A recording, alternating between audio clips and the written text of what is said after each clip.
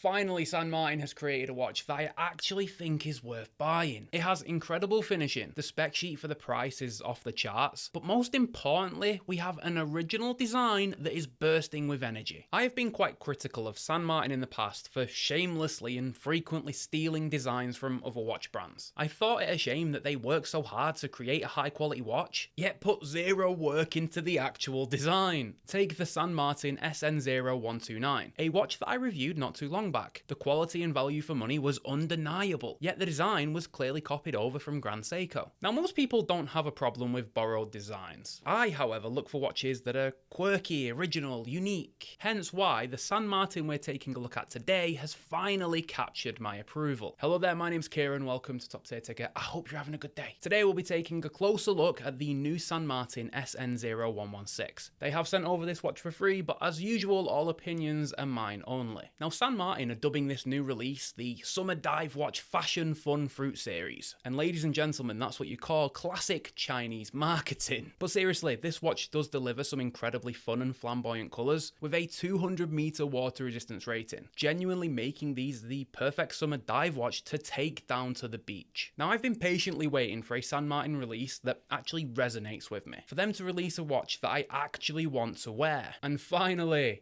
it's here. For around $250, this watch delivers a lot of quality, but more so, it delivers tons of personality. And I like that this watch isn't trying to copy another. It's not trying to masquerade as something more expensive like other San Martins tend to do. It's confident in its own design and colours, and that's what's really made this San Martin punch through and grab my attention. But is this truly an original design? Well, of course it's not. It's damn near impossible for a watch to have a truly original design these days. I think the more appropriate question is, has this watch closely copied another? And the answer, at least from my experience, is no. You can absolutely see a bit of Seiko in there and a little bit of Doxa, but I think it's fair to say that San Martin hasn't just popped a watch inside of the photocopier and changed some colours. That being said, the colours chosen on this watch are absolutely fabulous. For me, that's what makes this watch so compelling. I know this particular design has been available from them for a while now in the form of a GMT. However, that particular model for me is nowhere near as cool as these new fresh colours. And there are some small differences too in terms of the specs and the design between the models. Now, there's actually 3 new colourways of this watch that you can choose from. We have the grapes purple, the orange, and then the one I have, the avocado green. I really don't think that you can go wrong with any of these in terms of vibrancy, but the avocado green version for me is absolutely the pick of the crop, pun intended. It features a yellow tone metallic dial surface that reflects the light and shadows that it receives from the rest of the dial. Moving outwards, we have a neon green minute track. This has a matte finish as it's actually filled with lume. We then have a green seconds hand that does share a very similar colour to that of the bezel. I think that all of these colours work exceptionally well with each other, delivering a ton of energy without having to be too obnoxious. The polished applied rectangular indexes and fence post hands are also filled with lume, and we actually see 2 different types of lume used throughout this watch. We have BGW X1 on the hands, indices and bezel insert delivering a blue glow. Then the minute track has C3 which delivers a green glow. I do think that the green ring does somewhat overpower the time telling of the blue, but it does provide a quite unique low light experience that I think most will enjoy. But one area that has to be mentioned is the perfectly colour matched date wheel. This custom date features the same yellow tone as the dial with the numbers printed in black. First of all, thank you to San Martin for moving the date complication down to the 6. I always prefer this over a 3. But also, they've colour matched the date wheel on all 3 of these summer divers, and I think that all 3 of these have been done exceptionally well. Doing something like this elevates the basic Seiko NH35 movement that's inside of this watch to feel so much more premium. Yes, it is the exact same movement that you'll find in thousands of other watches, but it doesn't feel like it or look like it because of this small change. Another area that I think really makes this watch what it is the bezel. Not necessarily for its functionality or the ergonomics, which are absolutely fine, but it's the design and the aesthetic. The original GMT version of this watch featured a ceramic bezel, which worked well for that watch because of its dual time capability. Here though, they've ditched the ceramic bezel and gone with something that delivers a bit more visual substance. The bezel features a curved sapphire construction which gives the numbers some distortion, basically giving this bezel a much more dynamic look than the previous ceramic option. This curved construction also also allows for different reflections, different shades of green from the insert beneath, and generally just a more playful experience. This bezel features 120 clicks with a coin edge construction. I'd describe the action as soft and snappy. I'd say the design of this watch delivers vintage dive watch vibes, maybe skin diver vibes too. It doesn't feature any crown guards, making the silhouette extremely clean and minimal. I'd also say the same for the side profile. It features a slight curve that gives the illusion of extreme thinness whilst on the wrist, but one area of course San Martin is famous for delivering in is the finishing department. Albeit on this watch, the choice of finishing is rather basic. We have a horizontal brush to the sides, a vertical brush to the upper lugs, and a polished edge running along the side of the case. Yes, the finishing here is basic, but it's executed to an extremely high level, as expected with San Martin at this point. Now the end links integrate very well with those lugs, echoing the vertical brush. However, we do see 5 polished links through the center of this beads of rice bracelet. The links here are extremely small and the articulation is fantastic, tapering from 20mm at the lugs to just 16mm at the clasp, but it's the on-the-fly clasp that makes this bracelet top tier, delivering around 9mm of toolless adjustment to the bracelet, which could be argued is a requirement given this watch's summer aesthetic, where the wrist is often the most active in changing size. Speaking of, one area I think San Martin got absolutely spot on is the wearing experience. We have a 39.5mm case diameter, the lug to lug is coming in at just 46.5mm, but get this, just 12.1mm in thickness. This is surprisingly thin for an NH35 powered 200-meter capable diver. Typically divers this thin are powered by a Miyota 9000. So big respect to San Martin for getting the thickness down so low, whilst maintaining a great crystal experience and a high water resistance rating. The lug width on this watch is 20mm and comes with drilled lugs. However, the bracelet is that good, I doubt you'll want to swap it out too often. Now obviously we do have a screw down crown and a screw down case back to deliver that 200-meter rating. The case back on this watch is sterile with just a circular brush. However, the crown here is signed with the San Martin logo. But I do have to give credit to San Martin for the use of a brilliant sapphire crystal. It features a top hat double dome construction that has anti-reflective treatment on the underside, meaning that you get a bit of distortion around the perimeter of the dial with that neon green ring, whilst keeping the thickness at that surprisingly low number. Basically, you get the illusion of a super domed crystal with tons of interest, whilst also providing a thin wearing experience. Good job, San Martin. But of course, there are a couple of areas with this watch that aren't perfect. Although the clasp does feature the on-the-fly adjustment system, which is great, it is a bit chunky compared with the thin bracelet. The meeting of the two just feels a bit unbalanced, and although the end links do integrate well with the case in terms of fit and finish, I feel like the transition between the end link and the bracelet is a bit too steep and quite jarring. But I'm happy to finally have a San Martin watch that I can wholeheartedly recommend to my viewers. Finally, San Martin delivers not just in the quality department, but in the design department too. Of course, you'll have to get on board with the funky colours, but that's what makes this watch special in my opinion. You'll find the link to the official San Martin AliExpress store in the description. Go and grab yourself a little slice of fun. If you haven't already, like and subscribe, and I'll catch you in the next one, guys.